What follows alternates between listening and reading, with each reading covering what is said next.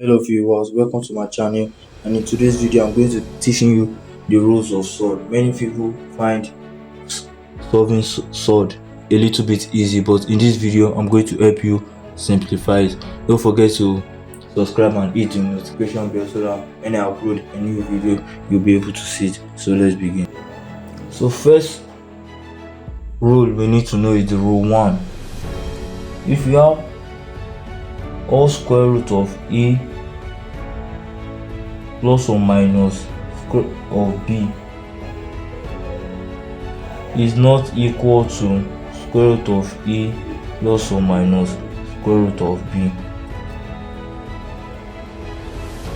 But if we have, that's rule 2, if we have square root of a times square root of b, we can say all square ab. This is very easy. Just need to write our square roots first. If it's times a times b, ab. If you have 6 here and we have 5 here, 6 times 5, 30. That's root 30. So root 3, square root of a all over b can also be written as square root of a over square root of b. Now the fourth law, which will lead us to rationalization of sword. Rationalization of sword.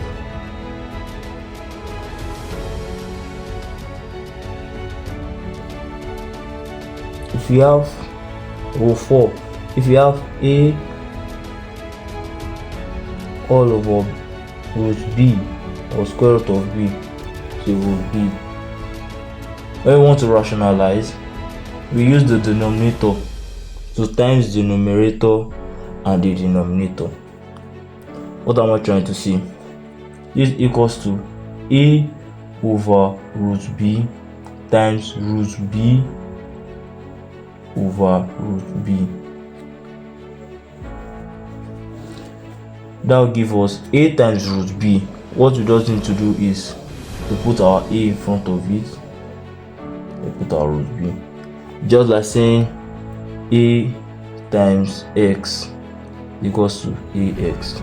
So just put it here, and all over.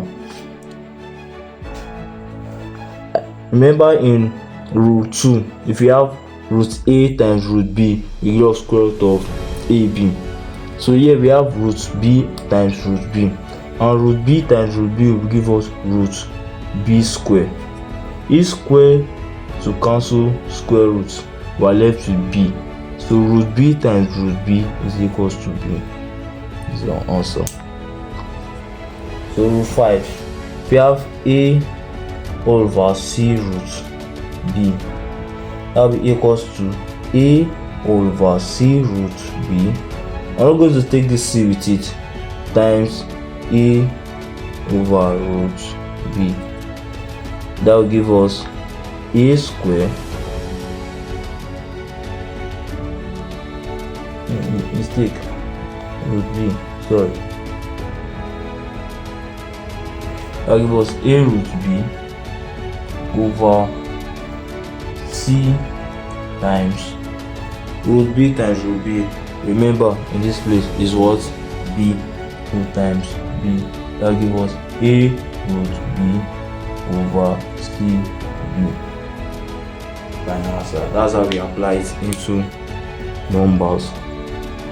So the last but not the least law, if you have rule 6, root a plus or minus root b all over root c plus or minus root d, that's going to be equals to the denominator root c minus or plus. What this means that if you have minus, you have plus at the denominator, when you are rationalizing, the plus will change to minus, and if you have minus, it will change to plus. That's root c minus or plus root d all over root c minus or plus root d. So when we are timesing, we have root a times this guy, root a times root c, that's root ec. Then we have root a times root d. So let's just put out plus or minus. The plus times minus is minus, and here will be plus. Root a d. And this time this is plus or minus root bc. This time this is